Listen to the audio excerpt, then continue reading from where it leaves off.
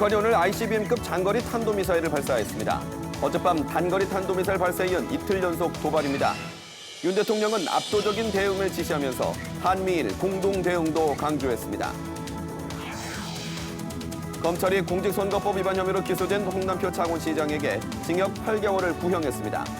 홍 시장은 지난해 6일 지방선거 당시 한 인사의 경선 출마를 막을 목적으로 공직을 약속했다는 혐의로 기소됐습니다.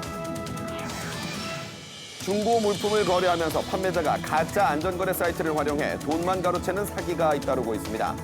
판매자가 별도로 공유하는 안심결제 외부 링크는 일단 의심할 필요가 있습니다. 내년 50년을 맞는 창원 북가산단이 인력 수급과 스마트화에 어려움을 겪고 있습니다. 입주업체들이 직접 이야기한 설문 결과를 바탕으로 현재의 위기를 진단했습니다.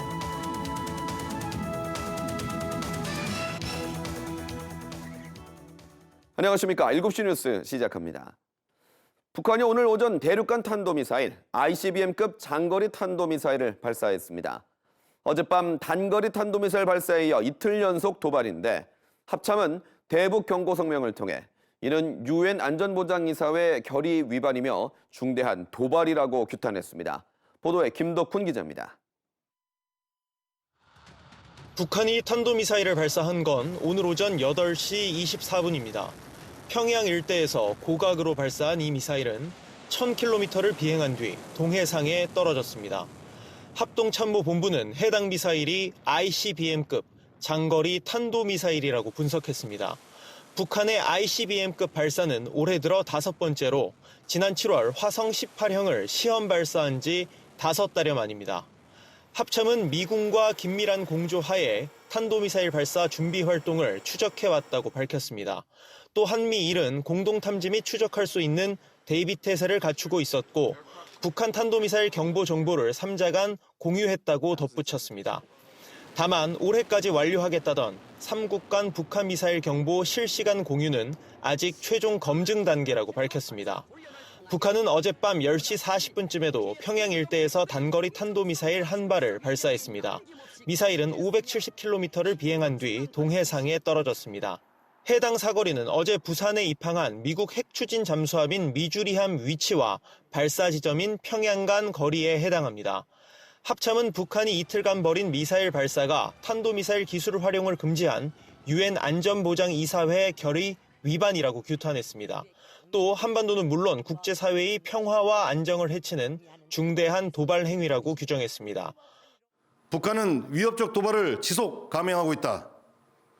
이후 발생하는 모든 사태에 대한 책임은 전적으로 북한에게 있음을 다시 한번 엄중히 경고한다.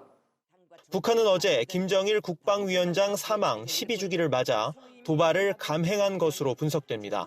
또 이번 발사로 국방력을 과시해 주민 결속을 꾀하려는 의도도 있는 것으로 풀이됩니다. KBS 뉴스 김덕훈입니다. 이에 대통령실이 국가안전보장회의 긴급 상임위를 열고 대응 방안을 논의했습니다. 윤석열 대통령은 북한의 어떠한 도발에도 즉시 압도적으로 대응할 것을 지시하면서 한미일 공동 대응도 강조했습니다. 이어서 정세배 기자의 보도입니다. 북한이 장거리 탄도미사일을 발사한 지 약 2시간 만인 오전 10시 30분쯤 대통령실은 국가안전보장회의 NSC 상임위원회를 긴급 소집했습니다. 조태용 국가안보실장 주재로 열린 상임위에는 윤석열 대통령도 자리했습니다. 윤 대통령은 이 자리에서 합참의장으로부터 상황을 보고받고 관련 대응 방안을 지시했습니다.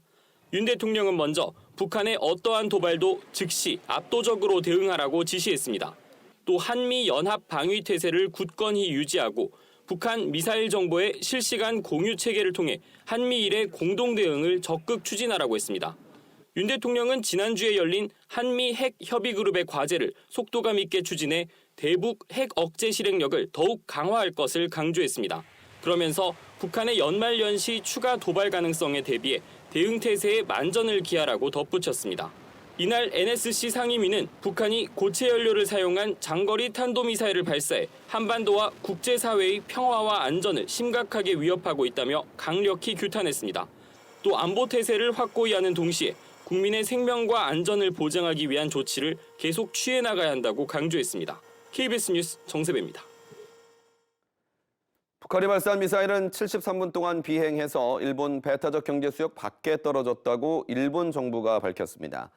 특히 발사 각도를 정상적으로 낮추면 미국 전역을 타격할 수 있는 것으로 분석됐습니다.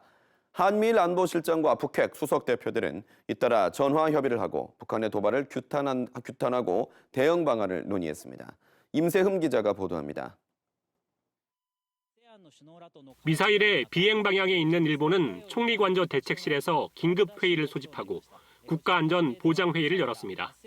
피해 상황을 점검하고 미사일 발사가 지역 평화와 안정을 위협한다며 북한을 규탄했습니다. 我が国として北朝鮮に対し、北京の大使館ルートを通じて厳重に抗議し、強く非難いたしました。 일본은 북한 미사일이 배타적 경제 수역 가까이 떨어지기까지 상공 6,000km까지 치솟았고 73분간을 날아왔다고 분석했습니다.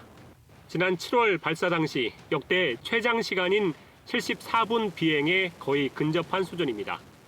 일본 방위성은 이번 미사일이 발사 각도를 낮추면 탄두의 무게에 따라 15,000km까지 날아갈 수 있다고 보고했습니다. 하와이와 LA는 물론 워싱턴까지 미국 전역이 사정권이 되는 겁니다. 미국 역시 북한의 이번 탄도미사일 발사가 이웃 국가에 대한 위협이고 지역 안보를 해친다고 규탄했습니다. 또 다수의 유엔 안보리 결의를 위반한 것이라고 국무부 대변인 성명을 통해 지적했습니다. 미국은 한국과 일본에 대한 방위 공약은 철통 같다고 강조했는데 이는 한국, 미국, 일본의 안보실장관 통화에서도 재확인됐습니다. 한미일의 북핵 수석 대표도 각각 전화 협의를 통해 북한의 추가 도발 가능성을 예의주시하고 도발을 막기 위해 긴밀히 공조하기로 했습니다.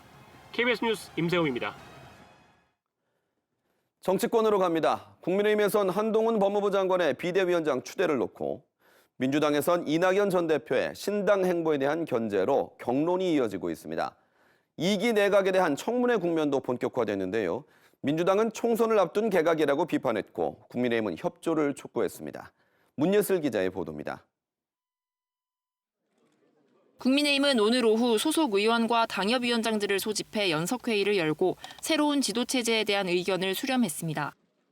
국민 눈높이에 맞는 당 지도체제의 정비가 가장 시급하고 중요한 과제가 되었습니다. 가장 중요한 의견 수렴 과정이 오늘 이 회의입니다. 오늘 회의에서도 비상대책위원장으로 한동훈 법무부 장관이 가장 많이 거론됐습니다. 특히 오늘 회의에선 원외 당협위원장들이 비대위원장에 한 장관이 적합하다는 의견을 많이 제시한 가운데 당의 중요한 자산을 너무 빨리 기용하는 게 아니냐는 우려도 제기된 걸로 전해졌습니다. 더불어민주당에선 획기적 변화 없이는 신당을 창당하겠다는 의지를 표명 중인 이낙연 전 대표에 대한 견제의 목소리가 커지고 있습니다. 초선 의원들이 주도한 신당 추진 중단 촉구 호소문에 이름을 추가로 올린 이는 100명을 넘었고 친명계 원외 모임도 이 전 대표의 행보를 강하게 비판했습니다. 이낙연 전 대표님이 애당심과 또 역사와 민주당에 대한 기본적인 애정이 남아있다면 마지막까지 우리와 함께할 수 있는 새로운 선택을 하지만 비명계 혁신 모임 원칙과 상식이 당의 분열을 막으려면 당대표 자리에 연연하지 말라며 이재명 대표의 결단과 통합 비대위로의 전환을 거듭 촉구하는 등 민주당의 내홍이 이어지고 있습니다. 이런 가운데 국회에선 2기 내각 인사들에 대한 청문회가 시작됐습니다. 국민의힘은 무책임한 인신공격에서 벗어난 정책 청문회가 되도록 협조해달라고 요청했고 민주당은 부적격자를 보내두고 청문회를 하라니 고통스럽다고 맞섰습니다. 오늘 송미령 농림축산식품부 장관 후보자를 시작으로 기획재정부와 해양수산부 등 6개 부처 장관 후보자와 김홍일 방송통신위원장 후보자에 대한 인사청문회가 오는 27일까지 잇따라 열립니다. KBS 뉴스 문예슬입니다. 2021년 더불어민주당 전당대회 돈봉투 의혹의 핵심 인물인 송영길 전 민주당 대표의 구속영장 심사가 진행 중입니다. 앞서 13시간 검찰 조사 내내 묵비권을 행사했던 송 전 대표는 이번 심사에선 겸손하고 성실하게 입장을 설명하겠다고 밝혔는데 영장 발부 여부는 밤 늦게 결정될 것으로 보입니다. 보도에 김영훈 기자입니다. 지난 8일 검찰 소환 조사에서 입을 열지 않았던 송영길 전 더불어민주당 대표는 법원의 구속영장 심사에서는 구체적 사실을 소상히 설명하겠다고 밝혔습니다.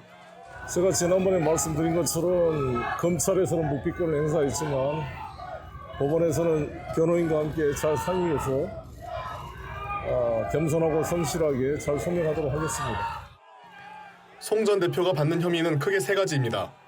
돈봉투 살포 관여 의혹과 관련한 정당법 위반 등 혐의와 외곽 후원 조직을 통해 불법 정치자금 수수 의혹과 관련한 정치자금법 위반 혐의, 그리고 특정범죄 가중처벌법상 뇌물 혐의입니다.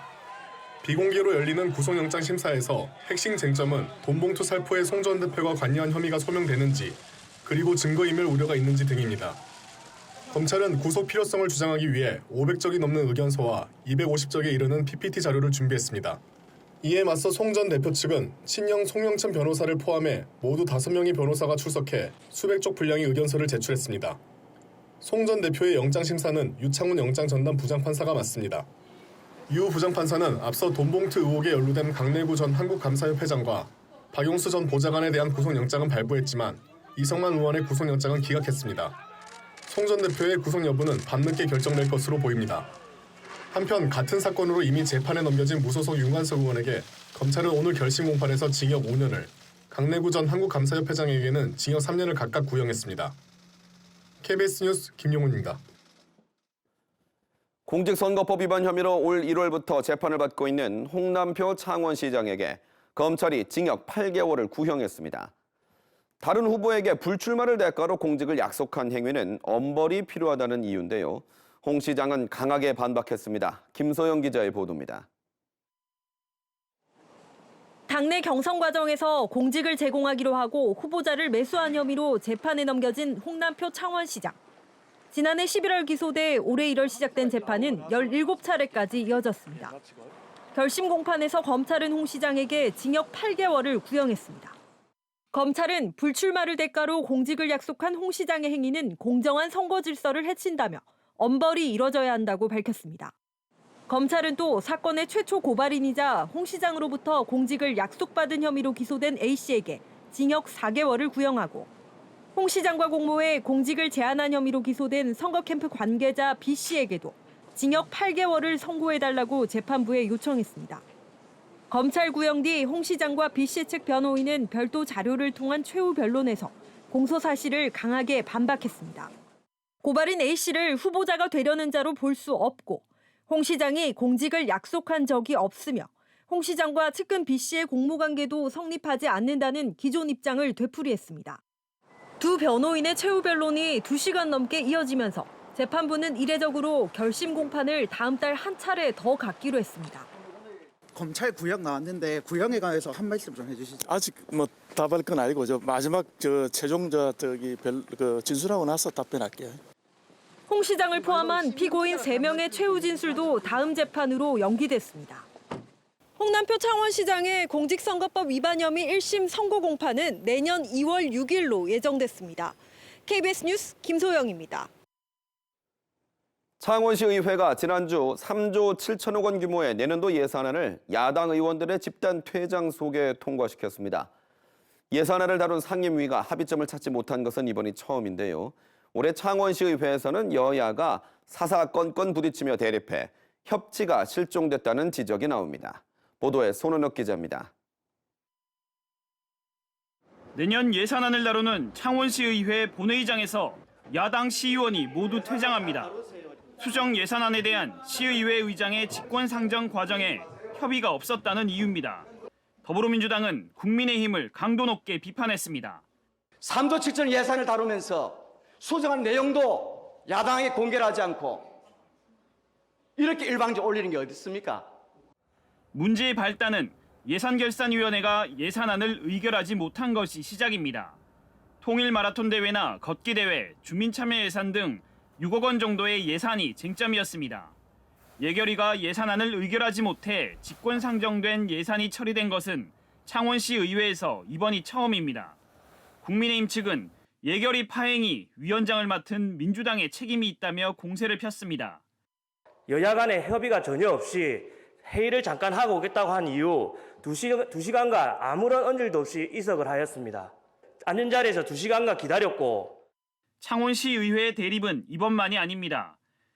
진해 웅동지구와 사화 대상공원 민간특례 사업, 마산 해양신도시 등 창원시 감사 결과를 놓고도 매번 대립이 이어졌습니다. 전임시장 책임론과 표적감사라는 반발입니다. 행정사무감사도 정쟁으로 비화됐습니다. 여당이 의혹 제기한 사화 대상공원 민간특례 사업, 야당이 제기한 재활용단지 입찰에 대한 행정사무조사 추진, 두 건 가운데 국민의힘이 발의한 건만 가결됐습니다.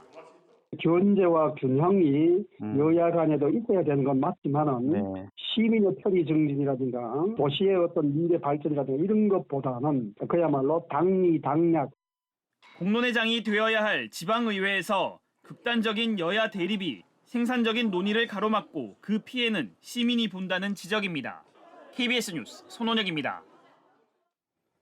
경복궁 담벼락 낙서 테러가 발생한 지 불과 하루 만에 또 다른 낙서가 발견됐습니다. 이미 낙서로 복원 중이던 담벼락이 또 훼손된 건데요. 용의자인 20대 남성이 오늘 오전 경찰에 자수했습니다. 박경준 기자의 보도입니다. 경복궁 영추문 담벼락에 붉은색 스프레이로 칠해진 낙서. 길이 3m, 높이 1.8m 크기로 가수 이름과 앨범명이 적혔습니다.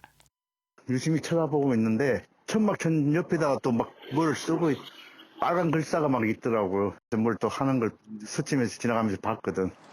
지난 16일 경복궁 담벼락이 스프레이 낙서로 40m 넘게 훼손된 지 불과 하루 만에 또 낙서가 생긴 겁니다.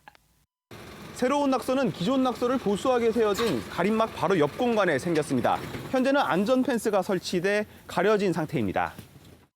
이 낙서를 한 혐의를 받는 용의자 20대 남성 A씨가 범행 하루 만에 오늘 경찰에 자수했습니다.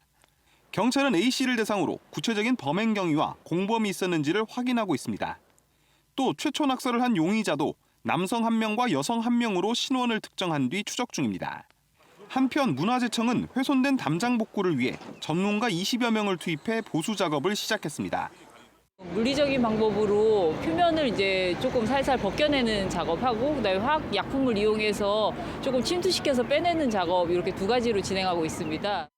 문화재청은 고궁 주변 순찰 강화를 경찰에 요청하고 경복궁 담장 외부에 CCTV 20여 대도 추가 설치할 계획입니다. KBS 뉴스 박경준입니다. 문화재청은 설과 대보름, 한식, 단오, 추석, 동지로 한 해를 대표하는 5개 명절을 국가 무형문화재로 지정했습니다. 전통 예능이나 지식이 아닌 명절이 국가 무형문화재가 된 것은 이번이 처음입니다.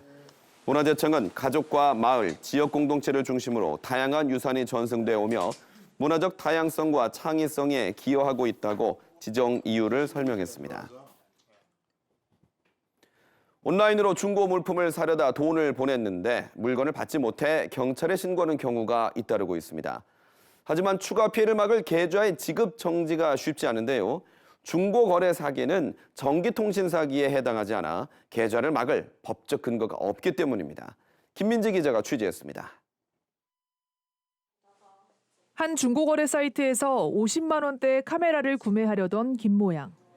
판매자가 보내온 계좌로 110만 원을 송금했습니다. 하지만 며칠이 지나도 물건은 오지 않았고 판매자는 돌연 연락을 끊었습니다. 판매자가 보내온 포털 사이트 안전결제 링크도 가짜인 것으로 확인됐습니다. 수수료를 포함한 걸 입금하면 다시 환불을 해준다 했었거든요. 그때까지는 내가 잘못했나 보다 하고. 금융사기 방지 사이트에서 확인한 결과 판매자가 알려준 안전 링크 속 계좌는 이미 사기 의심 계좌였습니다. 이 계좌를 포함한 4개의 계좌가 여러 중고거래 사이트에서 비슷한 사기 행각에 이용되고 있었습니다. 제가 처음 들어갔을 때 6명 있었어요. 지금 50명 넘어가는 걸로 알아요. 문제는 추가 피해를 막을 방법이 없다는 겁니다. 관련법에 따라 전화금융 사기와 대출 사기는 수사기관의 요청에 따라 은행이 즉각 지급 정지를 해야 하지만 중고거래 사기는 전기통신 사기에 해당하지 않아 즉각 계좌를 지급 정지할 법적 근거가 없기 때문입니다. 수사당국에 신고하고 은행이 지급 정지를 하는 절차도 복잡하고 시간이 걸린다는 점을 노린 겁니다.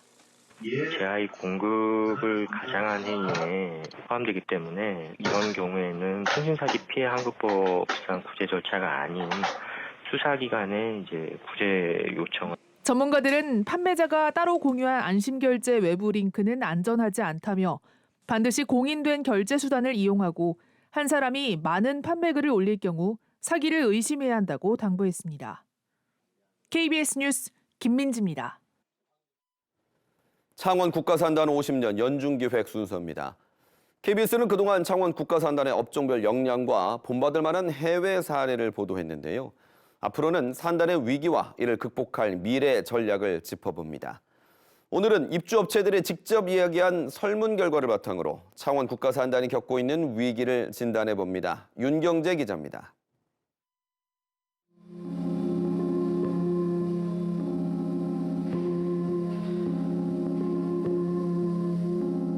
그 인력 양성이 돼야 지금 일이 모자라는 것이 아니라 사람이 모자라서 일을 못하는 시대가 와버렸거든요.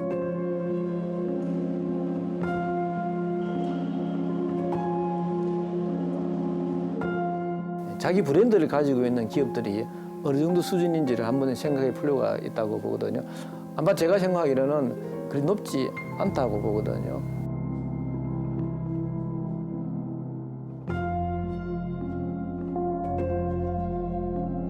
영광을 누렸던 사람들 시대는 끝났고요. 그건 뭐 단언할 수 있습니다.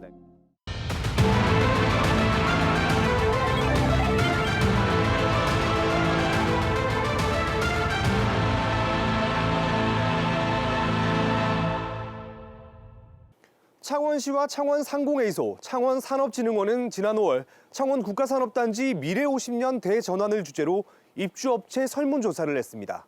이 결과를 보면 창원 국가산단이 겪고 있는 위기의 단면을 여실히 확인할 수 있습니다.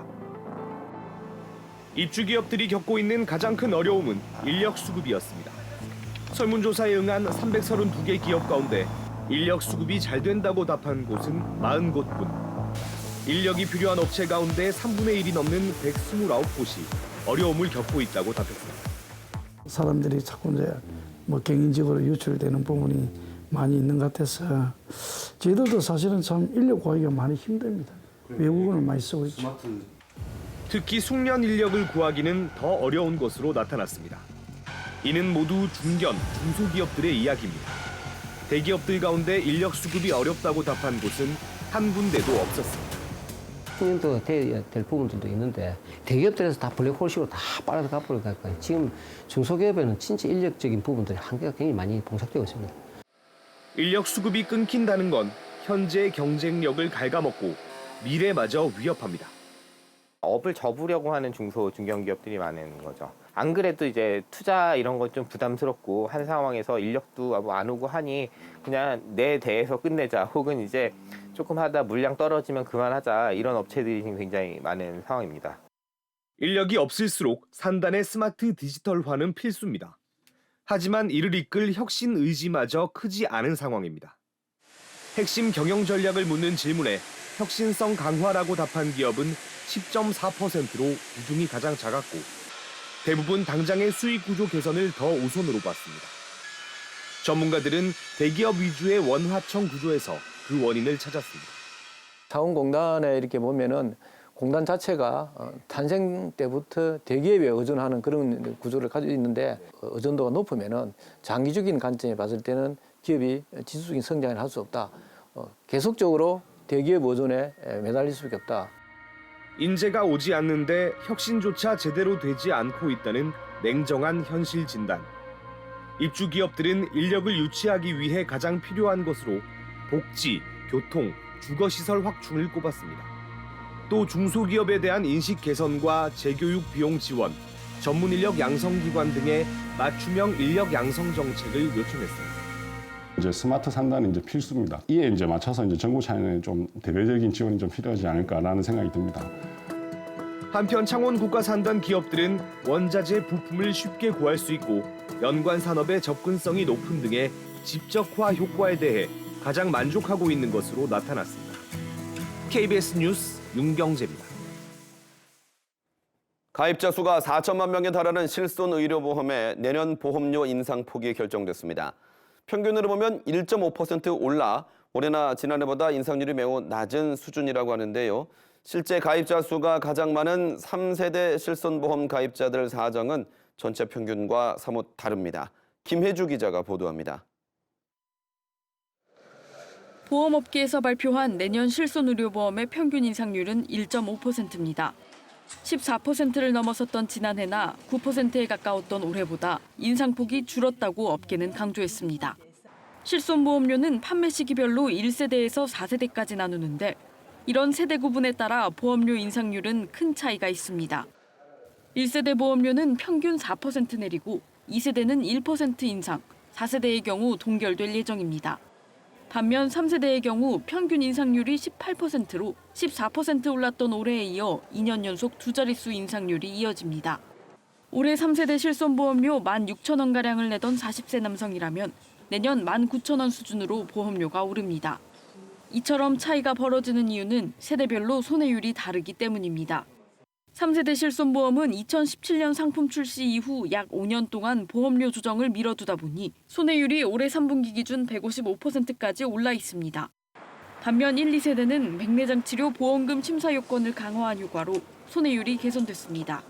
가입자 비중으로 보면 보험료가 많이 오르는 3세대 가입자가 전체의 24%를 차지하고 있습니다.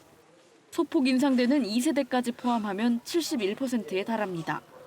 가입자별로 상품 종류가 다른 만큼 보험료 조정폭은 평균 인상률과 달라질 수 있습니다. 보험업계는 실손보험료 조정안을 발표하면서 자동차 보험료 인하에 적극적으로 나서겠다고도 밝혔습니다. 구체적인 인하 폭과 시기 등은 각 보험사의 경영 상황을 고려해 자율적으로 결정할 예정입니다. KBS 뉴스 김혜주입니다. 이어서 진주에서 전해드립니다. 진주시가 다음 달부터 상수도 요금 감면 대상을 확대합니다. 적용 대상은 주거급여와 교육급여 수급자, 한부모 가족, 국가유공자 등으로 기존 7천여 가구에서 2만 7천여 가구로 늘어납니다. 감면 대상자는 다음 달 각 행정복지센터에서 신청할 수 있고 요금 감면은 신청서를 접수한 다음 달부터 적용받습니다. 거창군이 오늘 보건복지부와 거창적십자병원 신축 이전에 관한 업무 협의를 진행했습니다. 거창적십자병원은 2029년까지 거창읍 대평리 의료복지타운으로 신축 이전하고 병상은 300개 규모로 추진됩니다. 사업비는 2,800억 원이며 신설되는 병원에는 응급 심혈관 센터와 격리병상 등이 들어설 예정입니다. 남해군이 오늘부터 다음 달 2일까지 야간 세무민원실을 운영합니다. 야간 세무민원실은 저녁 6시부터 8시까지 남해군 재무과 사무실에서 운영됩니다. 상담 내용은 자동차세와 주민세, 재산세 등 세금 납부이며 세금 내역 상담도 가능합니다. 하동군이 최근 올해 생산된 하동키위 18톤을 일본으로 수출해 지난해보다 2배 이상 많은 양을 수출했다고 설명했습니다. 하동군은 지역에서 생산된 키위가 일본뿐만 아니라 말레이시아 등 동남아 시장에도 수출되고 있다고 말했습니다. 지금까지 진주에서 전해드렸습니다. KBS 창원방송총국은 내년 4월 10일에 치러질 22대 국회의원 선거를 앞두고 경남 16개 지역구 예비 후보자를 소개하는 시간을 마련했습니다. 오늘은 첫 순서로 창원시 의창구입니다. 더불어민주당 김기훈 예비 후보입니다. 전 창원시 의창구 지역위원장으로 세한대 초빙 교수를 지냈습니다. 국민의힘 김종양 예비 후보입니다. 전 인터폴 총재를 역임하고 경남경찰청장을 지냈습니다. 국민의힘 배철순 예비 후보입니다. 전 대통령 비서실 행정관, 국민의힘 당무감사실장 직무대리를 지냈습니다. 국민의힘 장영기 예비 후보입니다. 한국장애인정보화협회 창원지회장으로 전 바르게 살기 창원협의회장을 맡았습니다. 진보당 정혜경 예비 후보입니다. 창원주민대회 공동조직위원장과 진보당 의창구 위원장을 맡고 있습니다. 지금까지 창원시 의창구 예비 후보자 소개였습니다.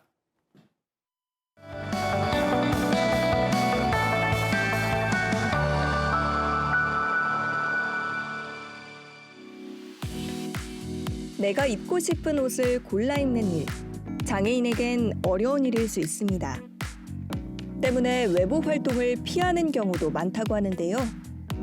옷이 또 하나의 장애가 되지 않도록 장애 유형에 맞게 고쳐주는 곳을 소개합니다.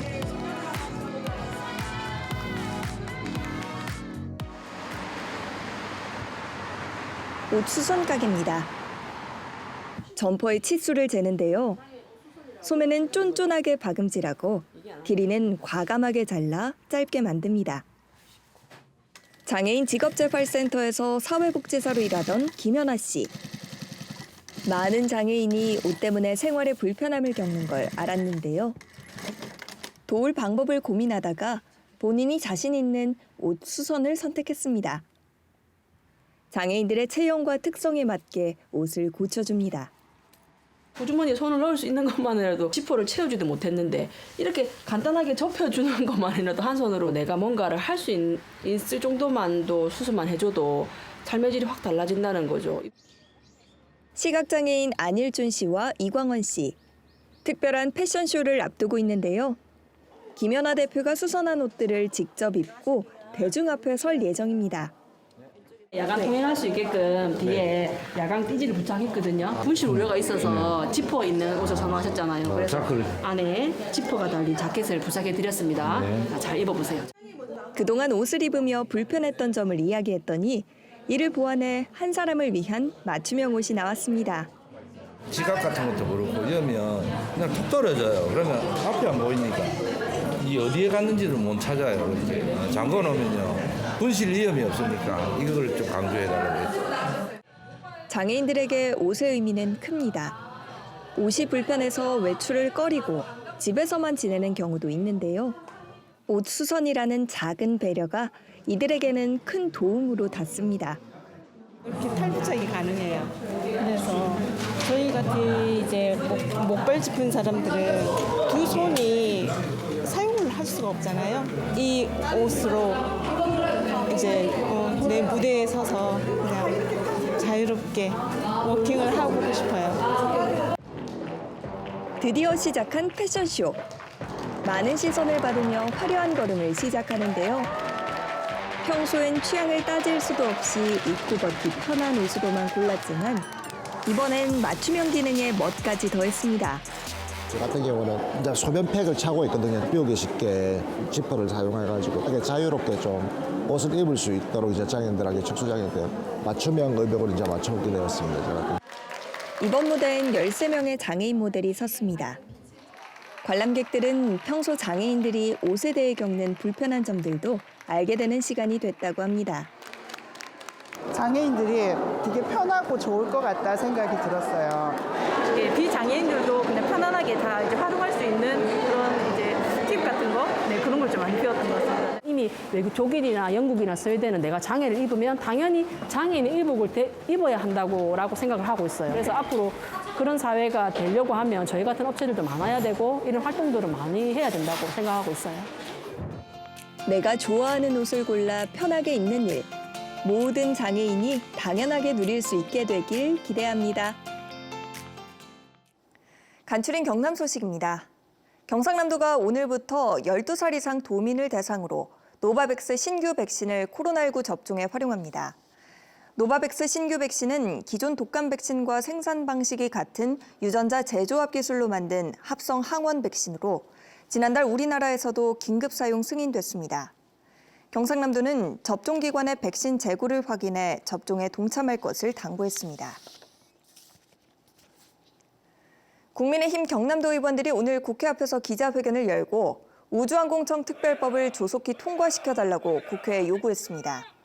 김진부 의장 등 국민의힘 도의원들은 우주경제선도국과 격차를 줄이기 위해 우주항공청 설치를 서둘러야 한다고 말했습니다. 또 경상국립대 의대 정원 200명 이상 확대와 창원 지역 의대 설립, 원전 예산 반영 등을 담은 건의문을 대통령실 등에 전달했습니다. 민선 8개 경남도정에 의견을 내고 신규 정책을 발굴하는 경상남도 정책자문위원회가 출범 1년을 맞았습니다. 경남정책자문위는 가야 고분군 세계유산 특별주간과 경남형 실리콘밸리 조성, 뿌리산업 공급망 지원 등 63건의 정책을 제안했고 이 가운데 16건이 도정에 반영돼 사업이 추진 중인 것으로 나타났습니다. 마창진 환경운동연합 등 15개 환경단체는 오늘 낙동강력 환경청 앞에서 기자회견을 열고 최근 부산의 한 조사업체가 거짓으로 환경영향평가서 등을 작성해 유죄를 선고받은 데 대해 대책을 요구했습니다. 환경단체는 낙동강유역청이 협의해준 해당 업체의 환경영향평가 등 86건이 거짓 작성으로 밝혀져 유죄 판결을 받았다며 최근 5년 동안 낙동강유역청이 진행한 모든 환경영향평가에 대해 전수조사를 요구했습니다. 환경단체는 또 개발사업자의 용역으로 진행되는 환경영향평가는 부실할 수밖에 없다며 제도 개선을 요구했습니다. 기후변화에 따른 건설 부동산 업종의 피해가 경남과 제주에 집중될 것이란 전망이 나왔습니다. 한국은행이 발표한 기후변화 위험 관련 보고서를 보면 연간 총 강수량이 1m 상승하면 지역 내 총생산 증가율은 2.54% 떨어질 것으로 전망됐습니다. 지역별로는 제주에 이어 경남이 두 번째로 피해가 크고 업종별로는 야외 생산 활동이 많은 건설과 부동산 업종에 피해가 우려됐습니다. 경남 동북권 청년들의 창업 활동을 지원하는 G스페이스 동부가 오늘 양산시 물금 신도시에서 개소식을 열고 운영을 시작했습니다. 사업비 22억 원을 들여 2,000제곱미터 규모로 만든 G스페이스 동부는 의료 바이오와 콘텐츠, 나노와 기계 분야의 창업기업 입주 공간과 온라인 쇼핑 지원을 위한 스튜디오, 교육 공간을 갖췄습니다. 김해 서부경찰서가 지난 15일 오전 8시 10분쯤 김해시 주촌면 한 축선업체 계류장에서 70대 작업자가 소의 옆구리를 받친 뒤 머리를 다쳐 병원 치료를 받다 숨진 사건을 수사하고 있습니다. 경찰과 노동청은 숨진 작업자가 보호복이나 헬멧 등 안전장비를 착용하지 않은 것으로 보고 업무상 과실 여부나 중대재해처벌법 적용 여부를 검토하고 있습니다. 지금까지 간추린 경남이었습니다.